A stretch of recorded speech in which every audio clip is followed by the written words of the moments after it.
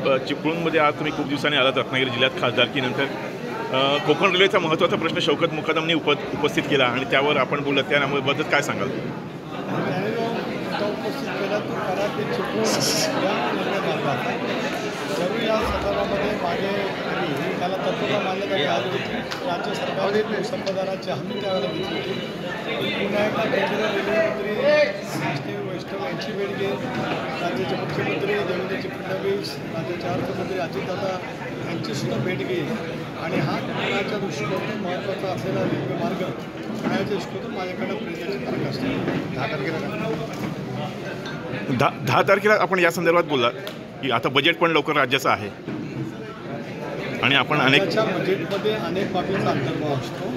शेवटी एक असं आहे की याच्यासाठी सुद्धा पाठपुरावा किंवा मंजुरीसाठी एक वेगळी सिस्टम असते. त्या सिस्टमचा अवलंब करून रेल्वे मंत्र्यांची आणि मी बघा साहित्य मुख्यमंत्र्यांची भेट घेतो आणि त्या दृष्टिकोनातून माझा पुढचा पाठपुरावा राहील.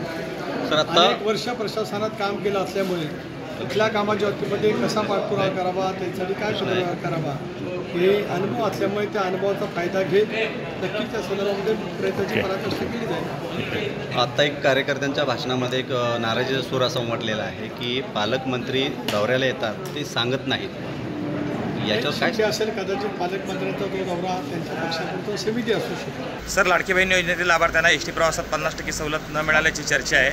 महिलांना 50% सवलतीमुळे एसटी तोट्यात गेली असं प्रताप सर नाईक यांनी कबूल दिली. कसं बघता याकडं? एक असं आहे की महिलांना 50% सवलत देण्याचा निर्णय सरकारने त्या ठिकाणी आमदार प्रताप सर नाईक यांचं वाक्य काय कॉम्प्लेक्समध्ये मला माहीत नाही. महिलांना सवलत देण्याचा जो निर्णय घेतलेला आहे तो अत्यंत योग्य आहे आणि तो योग्य निर्णय पुढच्या कालावधीमध्ये सुद्धा नक्कीच चालू राहील अशी महायुतीच्या माध्यमातून मी या ठिकाणी ग्वाही देतो.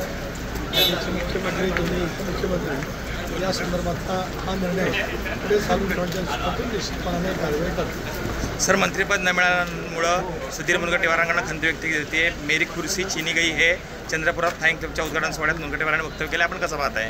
एक असं आहे की सुधीर मुनगंटीवार भारतीय जनता पक्षाचे ज्येष्ठ नेते आहेत. त्यांचा दीर्घकाळचा विधिमंडळाचा प्रवास सोबत विधिमंडळामध्ये प्रवास केलेला असल्यामुळे मी स्वतः अनुभवलेला आहे.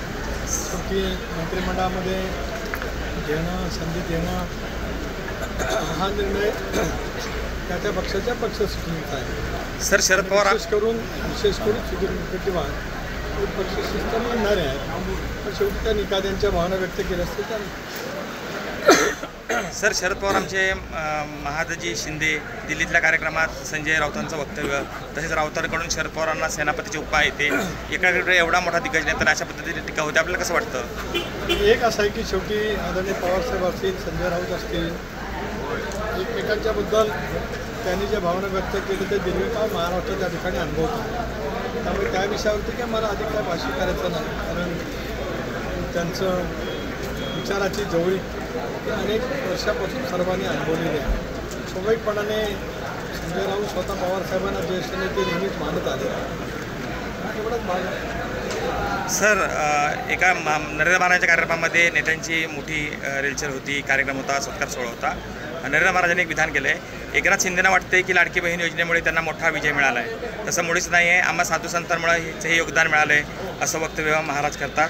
संतांनी जागृत झालं पाहिजे, आम्ही जागृत झालो आणि म्हणून हे विधानसभेत चित्र बदललं असं त्यांनी वक्तव्य केलं आहे. नरेंद्र महाराज हे सुद्धा गेले अनेक वर्ष महाराष्ट्रामध्ये एक दीर्घकाळची असलेली परंपरा अतिशय उत्तम पद्धतीने चालते. त्यामुळे त्यांनी केलेलं भाष्य विधान मी काय ऐकलेलं नाही. शेवटी आणि सर्वजणच या संबंध समाजातल्या विशिष्ट जे आध्यात्मिक क्षेत्रामध्ये काम करत असतात त्यांचं मार्गदर्शन त्या ठिकाणी घेत असतो.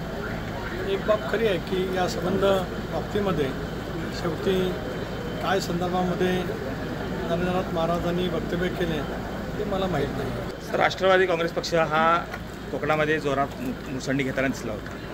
मतं ज्या वेळेला पडली गेली तर जेव्हा चिंतन केलं जातं त्या चिंतनामध्ये असं खूप ठिकाणी दिसतंय की राष्ट्रवादी पक्ष काही ठिकाणी वाढल्याचं सुद्धा दिसतोय. पण तुम्हाला ज्यावेळी पडलेली मतं असतात ती आणि विधानसभेला पडलेल्या मतांचा फरक काय अनुमान काढलं जाते, कशामुळे हे सगळं चित्र बदल दिसतंय? त्याचा अनुमान किंवा त्याचं परीक्षण त्याची पूर्णपणाची माहिती प्रत्येक राजकीय पक्षाच्या नेत्यांना नक्कीच त्या ठिकाणी असते. एकत्रितपणाने बसून त्यावेळेला त्या विषयावरती चर्चा करता येईल.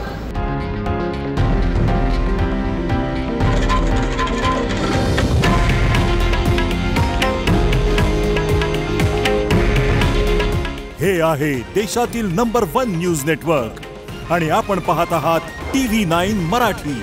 काळजी तुमची, हित महाराष्ट्राचं.